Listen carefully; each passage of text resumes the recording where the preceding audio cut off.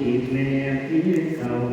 ปุเออายันโนสุเตสุธรรมเมสุจาภูมิชปาทินางอุทปาทิปัญญาอุทปาทิเวชาอุททิอาโลโกอุทปาทิตังโคปนิสังโกขังอริยสัจจังอิเมพิสาวเวปุเทอานันโนสุเตสุธรรมจุจาภูอุทปาทิยานาอุทปาทิปัญญาอุททิเวกาอุทปาทิอาโลโกอุทปาทิตังโสปานิกังดวงอริยสัจจันติเมพิขเวภูเทอานันโนสุเตสุธรรม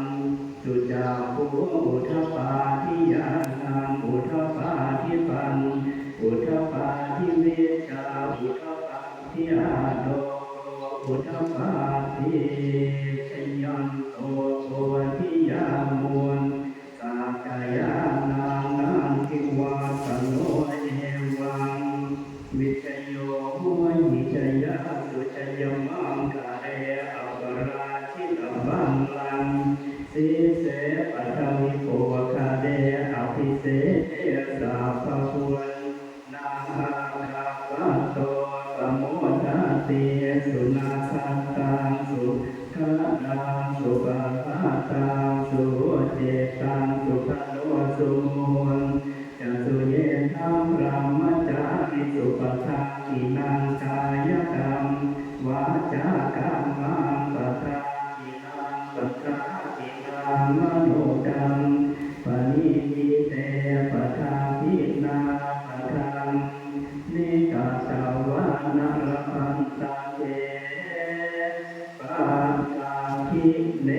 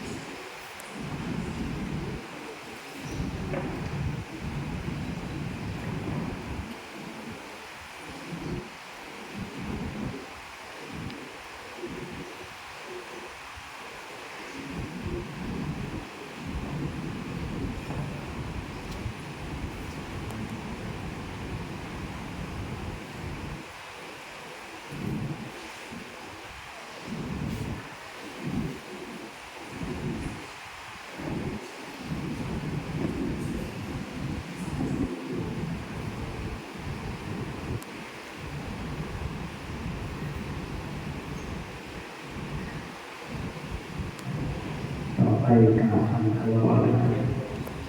กาสวันอามิพันเตสาธาปราทานธรรมคุณพันเตมยังนังบุญยังสามินาภูโมทิตาพังมินาคาดาบุญยังปัญญาตาตาพังสาธุสาธุอาภุโมทา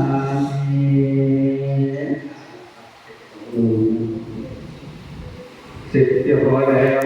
นี่พิธีศักดิ์สิทธิ์มีแค่นี้แหละต่อไปก็จะสอนสมาธิสักครึ่งชั่วโมง